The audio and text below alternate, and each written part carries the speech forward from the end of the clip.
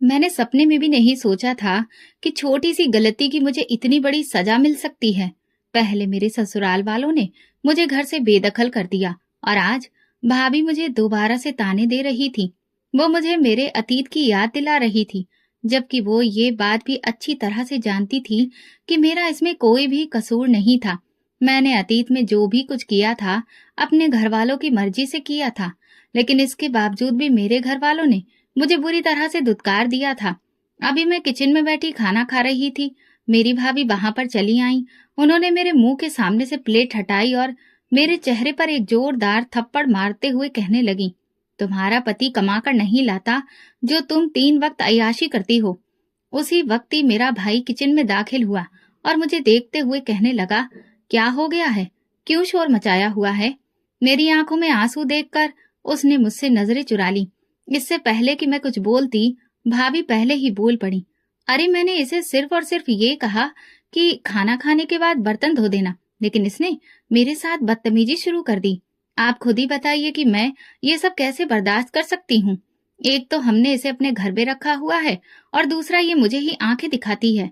मैं आपको बता रही हूँ, अगर ऐसा ही चलता रहा तो मैं बहुत जल्द इसे घर से बेदखल कर दूंगी। मैं हैरान थी कि अगर किसी दिन उनकी अपनी बेटी के साथ ऐसा सुलूक हुआ तो वो क्या करेंगी। मेरी भाभी उस वक्त किसी शैतान से कम नहीं लग रही थी। भाई ने हमेशा की तरह भाभी की बात पर यकीन करने का फैसला किया और मुझे आंखें दिखाते हुए कहने लगे, मैं तुम्हें जितना मासूम समझता हूँ तुम इतनी मासूम हो नहीं, तुम भी अंदर से बुरी हो। अब मेरी आंखों से आंसू टूटकर गिरने लगे थे।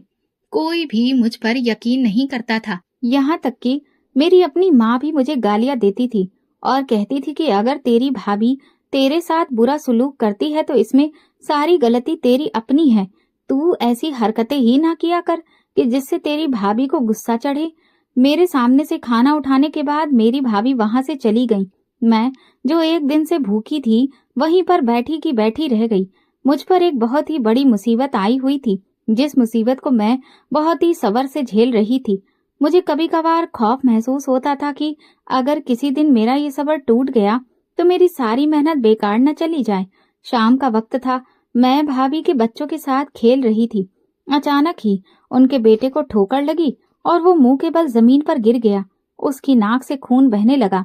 मैं ये देखकर बहुत ज्यादा परेशान हो गई। मैं भागी हुई उसके पास गई और उसे जल्दी से जमीन से उठाया। बेटे की आवाज सुनकर भाभी भी जल्दी से बाहर आ गई। जब उन्होंने अपने बेटे की यह हालत देखी तो वो किसी चील की तरह मुझ पर झपटी और मेरे चेहरे पर थप्पड़ की बारिश कर दी। मैं जो पहले ही सरदर्द की वजह से परेशान हो रही थी, मेरे लिए ये तकलीफ बर्दाश्त करना मुश्किल हो गया।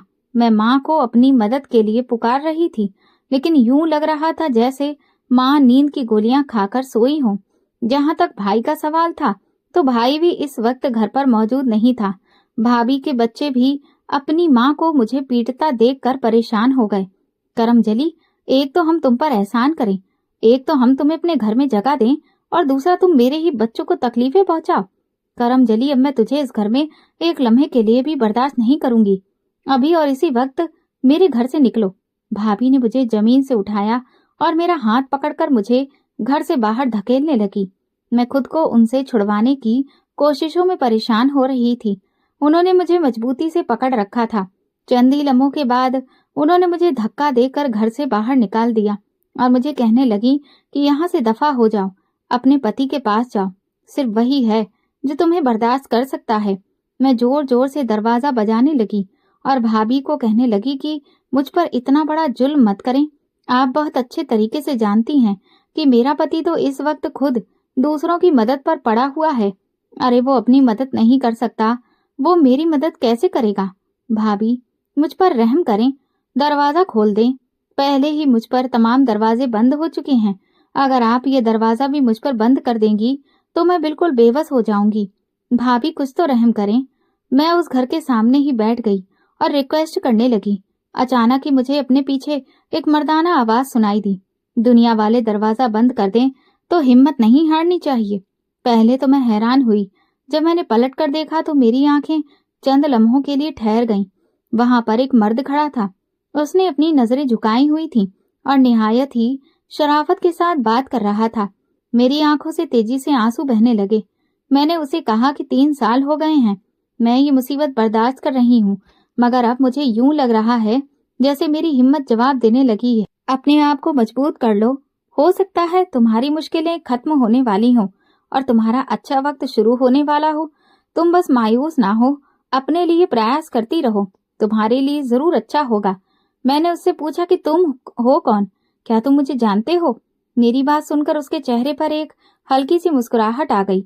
उसने तेजी से ना में सर हिलाया और मुझे कहने लगा, नहीं, मैं तुम्हें नहीं जानता।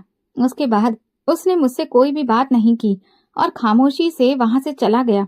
मैं उसकी पीठ को देखती रही जब तक वो मेरी नजरों के सामने से ओझल नहीं हुआ। तब तक मैं वहीं पर खड़ी रही। उसकी बातों से मुझे हिम्मत मिली थी और मेरे दिल में दोबारा से उम्मीद की किरण जागी थी। मेरा वजूद दोबारा से पुख्ता होने लगा था। अब मेरा इरादा अपने पति के पास जाने का था। मैं देखना चाहती थी कि वो आखिर किस हाल में है। पिछले 1 महीने से मैंने उसके पास चक्कर नहीं लगाया था। दिल में कहीं ये ख्वाहिश भी दबी हुई थी कि उसे होश आ गया हो। मैंने कदम उठाया ही था, मुझे याद आया मेरे पास तो पैसे ही नहीं हैं। फिर जल्दी से मोहल्ले की एक औरत के पास गई, उससे कुछ पैसे उधार लिए। वो मुझे पैसे देने के लिए राजी नहीं हो रही थी, क्योंकि वो बहुत अच्छे तरीके से जानती थी कि मेरे पास एक फूटी कौड़ी भी नहीं होती और मैं अपने भाई के रहमो करम पर हूँ। मैंने उससे झूठ बोला और उससे कहा कि मेरे पति को होश आ गया है, मैं उससे मिलने के लिए जा रही हूँ, तुम फिक्र मत करो, मैं तुम्हें डबल पैसे वापस करूंगी। लालच में आकर वो मुझे पैसे देने के लिए राजी हो गई। पूरा रास्ता मैं परेशान रही कि मेरे पति को होश आ गया हो, क्योंकि अब मैं उसे हंसते खेलते और बोलते हुए देखना चाहती थी। थोड़ी ही देर के बाद मैं अस्पताल पहुंच गई। जब मैंने नर्स से अपने पति के बारे में पूछा तो वो परेशान नजर आने लगी। उसने कहा कि तुम थोड़ी देर यहाँ पर ठहरो, मैं डॉक्टर से बात करती हूँ, फिर मैं तुम्हें इस बारे में बताती हूँ। वो वहां से चली गई, जबकि मैं बाहर ही बेचैनी से इंतजार करने लगी। काफी देर बाद जब वो वापस आई तो उसके चेहरे पर उदासी फैली हुई थी। उसने मुझे कहा कि तुम्हारे पति की थोड़ी ही देर पहले मौत हो गई है। नर्स की बात सुनकर मुझे लगा कि किसी ने मुझसे मेरे घर की छत छीन ली है। मैंने तेजी से नहीं में सर हिलाया और पागलों की तरह चिल्लाते हुए कहा, नहीं, ऐसा नहीं हो सकता। मेरा पति मुझे इस दुनिया में तन्हा छोड़कर नहीं जा सकता। मैं उसे ऐसा नहीं करने दूंगी। क्या उसे पता नहीं है कि मैं कितनी तकलीफ में हूँ? क्या उसे ये अंदाजा नहीं है कि मैं इस जमाने के लोगों की बातें कितनी मुश्किल से बर्दाश्त कर रही हूँ? मेरे साथ वो ऐसा कैसे कर सकता है? मैंने उसी नर्स का हाथ पकड़ लिया और रोते हुए कहने लगी, नर्स मेरी मानसिक हालत को बहुत अच्छी तरीके से समझ रही थी। उसने मुझे तसल्ली दी और सब्र करने को कहा।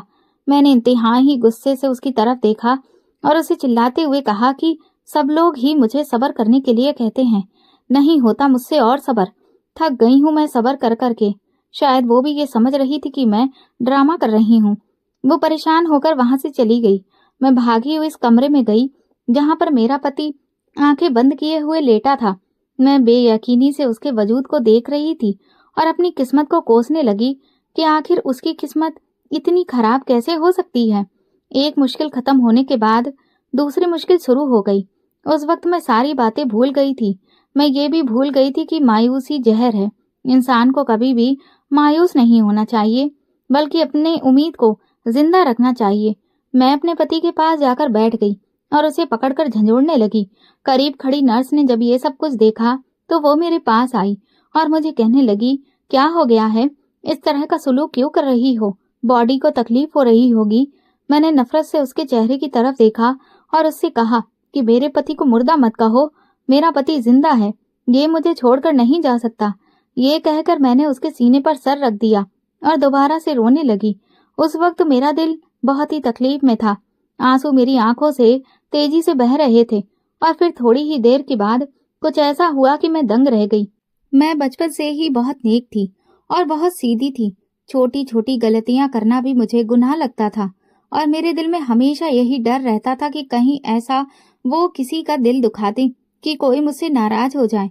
मैं सारा दिन बैठी रोती रहती थी। अम्मा जब ये देखती तो मुझे तसल्लियां देती, लेकिन अम्मा की बात सुनकर मैं कह देती कि पता नहीं क्यों मुझे लग रहा है कि मेरी किस्मत मुझसे नाराज हो गई है। अम्मा मुझे सीने से लगा लेती और मुझे तसल्ली देते हुए कहती कि फिक्र मत करो, सब ठीक हो जाएगा। कभी कभार अम्मा मुझे कहती थी कि मैंने सुना है कि जो लोग हार नहीं मानते, हालातों से किस्मत उनका साथ देती है। अम्मा की बात सुनकर मैं जोश से कहती थी कि मैं सारी परेशानियां सह लूंगी। मेरी बातें सुनकर अम्मा का दिल दहल जाता था और वो फौरन अपने दिल पर हाथ रख के मुझे कहती थी कि इतनी बड़ी बड़ी बातें मत किया करो। एफएफसी के इम्तिहान देकर मैं निपटी तो घर में भाई की शादी की तैयारी होने लगी। भाई अपनी मर्जी से शादी कर रहा था और जो लड़की उन्होंने चुनी थी वो लड़की हद से ज्यादा मॉडर्न थी। उस वक्त मेरे पिता भी जिंदा थे। जब पापा को उस लड़की के घर वालों के बारे में पता चला तो पापा ने सख्ती से इनकार कर दिया और भाई से कहा कि अगर उन्होंने पापा की मर्जी के खिलाफ शादी करने की कोशिश की तो वो उन्हें घर से बाहर निकाल देंगे। भाई पर उस वक्त फितूर चढ़ा हुआ था। उन्होंने अम्मा को साफ साफ कह दिया कि अगर वो शादी करेंगे तो सिर्फ इसी लड़की से ही करेंगे और अगर इसके लिए उन्हें अपना घर छोड़ना पड़ा तो वो पीछे नहीं हटेंगे। मैं भाई का ये रूप जिंदगी में पहली बार देख रही थी और मुझे बहुत ताज्जुब हो रहा था। पापा ने अपनी सारी जिंदगी भाई के लिए लगा दी थी।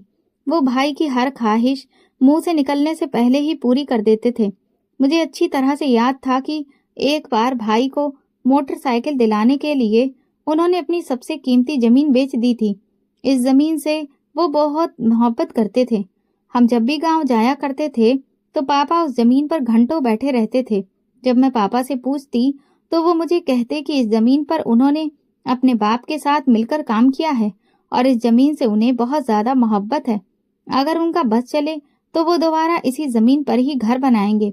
जब पापा ने वो जमीन बेची और वो कागजात किसी और के हवाले किए तो उनकी आंखों में आंसू चमक रहे थे। मुझे उस वक्त अपने भाई पर बहुत गुस्सा आया था, जो पत्थर का इंसान था। उसके अंदर लगता था कि जज्बात हैं ही नहीं। मैं जब भी उसे समझाती थी वो दोनों हाथ जोड़कर मुझे खामोश रहने को कहता था और मेरा मजाक बनाता था कि ये लेक्चर कहीं और जाकर झाड़ो। मेरी मानो तो ना तुम चैनल शुरू कर दो, क्योंकि तुम ड्रामा बहुत अच्छा करती हो, बहुत पैसे कमाओगी। उसकी इस तरह की बातें सुनकर मेरी आंखों में आंसू आ जाया करते थे, जिन्हें मैं पी जाती थी, क्योंकि मैं जानती थी कि उसके सामने आंसू बहाने का कोई भी फायदा नहीं है। जब उसे अपने पिता के आंसू दिखाई नहीं देते तो फिर मैं किस खेत की मूली थी। भाई ने पापा से बगावत शुरू कर दी थी। अब भाई पापा की तरफ नजर उठाकर भी नहीं देखता था और ना ही वो पापा से किसी भी तरह की कोई बात करता था। एक दिन पापा आंगन में उदास बैठे हुए थे। मैं उनके पास जाकर बैठ गई। पापा मुझसे कहने लगे कि बेटा, तुम्हें पता है, मैंने अपनी सारी जिंदगी अपने बेटे के ऊपर लगा दी। उसकी परवरिश में मैंने जरा भी कमी नहीं छोड़ी। मैं उसे एक बहुत ही अच्छा इंसान बनाना चाहता था। अब मुझे लग रहा है कि मैं बहुत बुरी तरह से नाकाम हो गया हूँ। ये कहकर पापा फूट फूट कर रोने लगे। पापा को मैंने जिंदगी में पहली बार फूट फूट कर रोते देखा। उसी वक्त ही भाई घर के अंदर दाखिल हुए और पापा को रोते हुए देखकर कहने लगा, मेहरबानी करें पापा, ये ड्रामे किसी और के सामने जाकर लगाएं। मुझे अच्छी तरह से पता है कि आप ये सब खेल इसलिए खेल रहे हैं कि मुझे अपने मकसद से पीछे हटा सकें, लेकिन मैं आपको एक बात बहुत अच्छे तरीके से बता देता हूँ। मैं हर सूरत में उस लड़की से ही शादी करूंगा और अगर किसी ने मेरे साथ जबरदस्ती करने की कोशिश की तो फिर मैं लिहाज नहीं करूंगा। भाई की बात सुनकर मैं चीख पड़ी। मैंने उसे गुस्से से कहा कि तुम अपने बाप से किस लहजे में बात कर रहे हो? उस लहजे में ही बात कर रहा हूँ जिस लहजे में मुझे बात करनी चाहिए। ये कहकर वो कमरे में चला गया। पापा ने अचानक ही अपने दिल पर हाथ रखा। मुझे कुछ गलत होने का एहसास हुआ। मैंने पापा को सहारा दिया और फिक्रमंदी से पूछा, क्या हो गया है पापा, आप ठीक तो हैं? उनके चेहरे पर एक फीकी सी मुस्कुराहट आ गई। उन्होंने मुझे कहा कि भाई को कह देना कि वो अपनी ख्वाहिश पूरी करने में कामयाब हो गया है। वो लड़की सही नहीं है व्यवहार की, इसलिए मैं उसे रोक रहा था। मैंने कई लोगों से पता किया, उन्होंने बताया वो बहुत चालाक है और अपने घर में बहुत लड़ाई भी करती है। मोहल्ले के लोग भी उससे परेशान हैं। ये कहकर वो मेरे करीब खामोशी से उठकर कमरे में चले गए। मैं उनके पीछे जाने की कोशिश की, लेकिन उन्होंने दरवाजा मेरे मुंह पर बंद कर दिया। वो फिलहाल किसी से भी बात नहीं करना चाहते थे। रात के वक्त मैं उनके कमरे में खाना देने के लिए गई, लेकिन उन्होंने दरवाजा नहीं खोला। अम्मा ने भी मुझे रोक दिया और कहने लगी, अरे इस शख्स के इतने ज्यादा नखरे ना उठाओ। अम्मा भी उस वक्त सिर्फ और सिर्फ अपने बेटे का साथ दे रही थी। मैंने उन्हें कहा कि आप जिस इंसान के बारे में ये बातें कर रही हैं, वो इंसान आपका पति है। उसने अपनी सारी जिंदगी आपके साथ गुजारी है। अम्मा मुंह ही मुंह में बुड़बक बड़बड़ करती रहीं और मेरे पापा के अलावा कोई भी मेरी बातों को अहमियत नहीं देता। सुबह के वक्त मेरी आंख एक चीख की आवाज पर खुली। मैं घबराकर अपनी जगह पर उठ बैठी और डर गई कि सब ठीक तो है। बाहर का मंजर देखा तो कदमों के नीचे से जमीन निकल गई। आंगन में बहुत सारी औरतें जमा थीं, जबकि माँ एक कोने में खड़ी फूट फूट कर रो रही थी। मैं तेजी से माँ के पास गई और उनसे पूछने लगी, क्या हो गया है? आप इतने अचानक शोर क्यों मचाया है? मेरी बात सुनकर माँ ने मुझे गले से लगाया और अगली बात जब मैंने सुनी तो मेरी रही सही हिम्मत खत्म हो गई और मैं बेहोश होकर गिर पड़ी। दरअसल मेरे पापा का देहांत हो गया था। चंद दिनों के बाद बहुत ही शोक में गुजरे, लेकिन उसके बाद जिंदगी दोबारा से पटरी पर आ गई। माँ दोबारा से अपने कामों में मशरूफ हो गई। भाई की खुशी का कोई ठिकाना नहीं था। भाई को खुश देखकर मेरे दिल से उसके लिए नफरत आ गई। उसी की वजह से ही तो मेरे पापा मुझे छोड़कर गए थे। वो बेसब्री से माँ के गम से बाहर निकलने का इंतजार कर रहा था और जैसे ही माँ सही हुई उसी दिन ही वो अम्मा को लेकर उस लड़की के घर चला गया। मुझे उससे इस कदर जल्दबाजी की बिल्कुल भी उम्मीद नहीं थी। मैं उससे कहना चाहती थी कि थोड़ा सा तो सब्र कर लो, ज्यादा नहीं तो 6 महीने के लिए ही रुक जाओ। और फिर यूं मेरी भाभी हमारे घर में आ गई। वो औरत मुझे बिल्कुल भी पसंद नहीं करती थी। पहले मुझे अंदाजा नहीं था कि इसकी क्या वजह है। थोड़े ही अरसे के बाद मुझ पर ये राज भी खुल गया जब अम्मा ने एक दिन मुझे बताया कि तुम्हारी भाभी को पता है कि तुमने उसकी शादी का बहुत ज्यादा विरोध किया था, इसी वजह से ही वो तुम्हें पसंद नहीं करती। मैंने अम्मा की तरफ हैरत से देखा और उन्हें कहा कि भी